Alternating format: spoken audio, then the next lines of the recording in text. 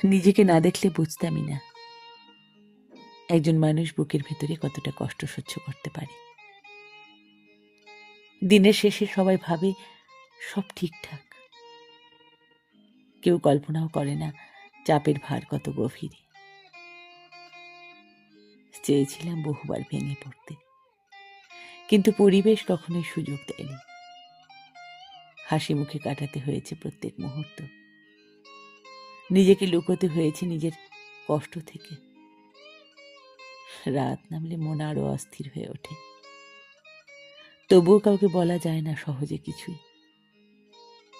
সব দায় নিজের কাঁধে নিয়ে নীরবে চলতে হয় ভরসাহীন একাকী পথে।